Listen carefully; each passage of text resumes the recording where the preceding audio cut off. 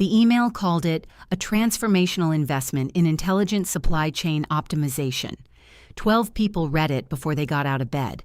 I read it at my kitchen table with a coffee that was already going cold. I was the senior logistics operations manager. 12 years. I had managed shipments through a Category 4 hurricane, 2 port strikes, a pandemic that shut down 3 supplier regions simultaneously, a warehouse fire, and an 18-month carrier overbilling scheme I personally identified, documented, and resolved. The system replacing us was called LogiSense. Its vendor projected a 40% reduction in routing inefficiency and a 22% decrease in carrier costs. Those projections were based on historical data my team had helped compile. I closed the email. I opened a new spreadsheet. I named it LogiSense Performance Tracker. Then I started writing down everything I knew that LogiSense didn't. It was a long list. Before the restructuring, I had sent the VP of Operations a memo. 7 categories of operational situation LogiSense's training data didn't adequately represent. Carrier relationships with informal flexibility that existed outside the contract terms. Regional port authority nuances affecting clearance timing. Weather disruption protocols requiring human judgment. Seasonal supplier capacity variations buried in one-time historical events. The VP forwarded it to the LogiSense project lead with a note, FYI, Caleb has some concerns. Add to risk log. It was added to the risk log. The first quarterly review after my termination flagged my memo under one phrase, legacy operational concerns, resolved through system deployment. Resolved through system deployment. I would think about those 4 words for 18 months. LogiSense performed well in its first 3 months. Of course it did. The first 3 months covered stable carrier availability, predictable weather, normal seasonal demand, exactly the conditions it had been trained on. Month 4 brought a regional trucking shortage, a consequence of new state regulations the industry had been tracking for 8 months, not in LogiSense's training data. The system kept routing to affected carriers at standard volumes. Delays compounded. I noted it in the spreadsheet.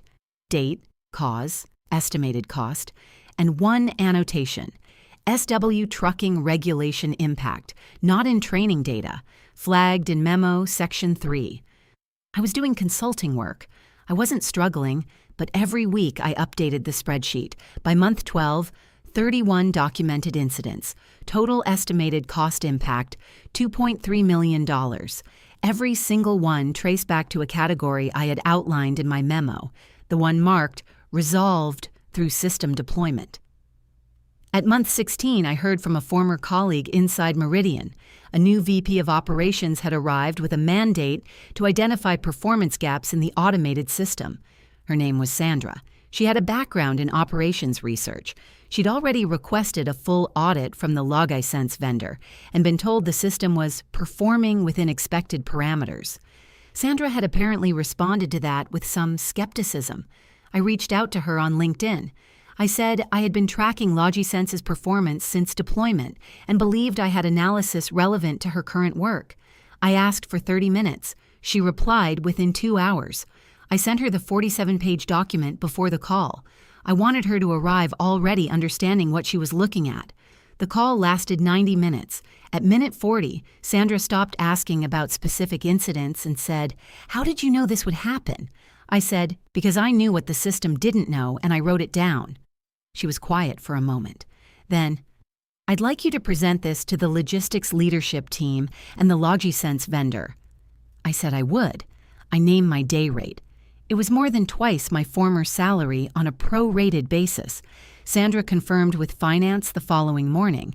The presentation was 2 weeks later. 47 slides. Each of the 31 incidents' root cause analysis, correlation to the memo's 7 categories, and a projection of continued annual loss exposure if the gaps weren't addressed. Approximately $2 to $2.5 million per year. The LogiSense vendor's account manager was in the room. He'd been told it was a performance review. He had not been told it was a systematic documentation of his product's failure modes, presented by the former head of the team his product had replaced. At slide 14, the one showing my memo excerpt beside the incident log with resolved through system deployment highlighted, he stopped taking notes. At slide 23, I showed the cost projection. The room was quiet. Sandra asked the vendor for a remediation proposal within 2 weeks, or she would be recommending they evaluate alternative vendors. I added calmly that I would be happy to assist with the evaluation criteria, given my familiarity with the operational requirements. The proposal arrived in 11 days. My engagement was extended. 6 months later, Sandra offered me a new role, Director of Logistics Intelligence, 40% above my prior salary. I accepted, on one condition, that my original memo be formally acknowledged in the project documentation as a predictive risk assessment that had been accurate. Sandra agreed without argument.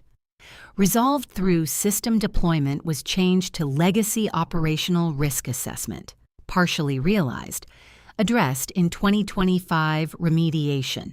Not exactly an apology, but it was in writing, and it would be there when anyone looked. I kept the spreadsheet for 18 months, not because I knew it would lead anywhere, because I needed to see in writing that what I knew had been real, that the system failed where I said it would fail. There's something in that, the need to be verified, not vindicated loudly with a press release and an apology, just verified. The private knowledge that the record shows you were right. Is that enough?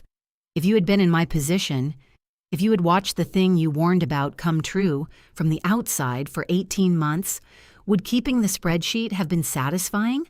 Or does satisfaction require the room knowing? The presentation, the memo notation changed? And here's the bigger question. How many people right now are watching systems replace them, knowing exactly where the gaps are and not being asked? Leave me your answer. I think we all need to think about this one.